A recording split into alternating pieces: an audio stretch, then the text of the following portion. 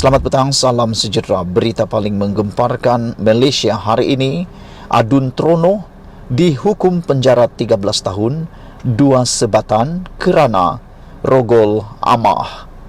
Berita selanjutnya, Ahli Dewan Undangan Negeri Adun Trono, Paul Yong Chu Kiong, dihukum penjara 13 tahun dan 2 sebatan oleh Mahkamah Tinggi di sini hari ini selepas didapati bersalah atas pertuduhan merogol pembantu rumahnya pada 2019.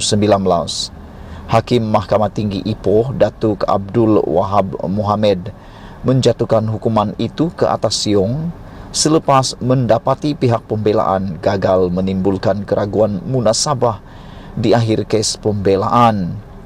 Bagaimanapun, mahkamah membenarkan permohonan penangguhan pelaksanaan hukuman itu, sementara rayuan difailkan di Mahkamah Rayuan.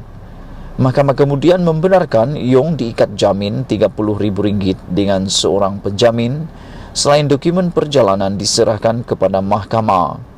Sebelum menjatuhkan hukuman, Abdul Wahab berkata, hukuman berat perlu dikenakan bagi memberi teladan kepada Yong dan masyarakat. Beliau berkata, ia supaya benar-benar memberi pengajaran dan amaran kepada mereka yang bertindak untuk melakukan kesalahan itu. Sebagai majikan, sepatutnya bagi perlindungan kepada warga asing tetapi bertindak semata-mata nafsu serakah, katanya.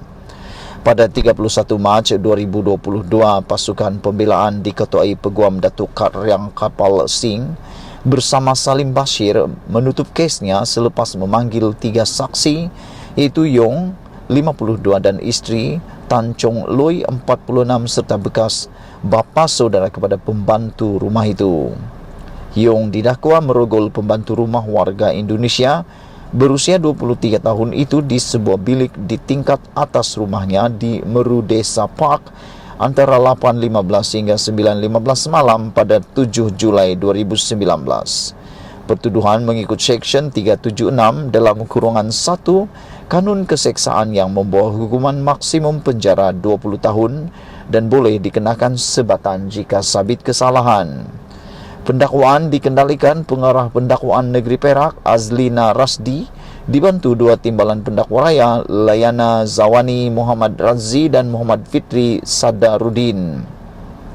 Sementara itu, Setiausaha di Kedutaan Besar ini di web untuk Azlina Rasdi dibantu 2 timbalan pendakwa raya.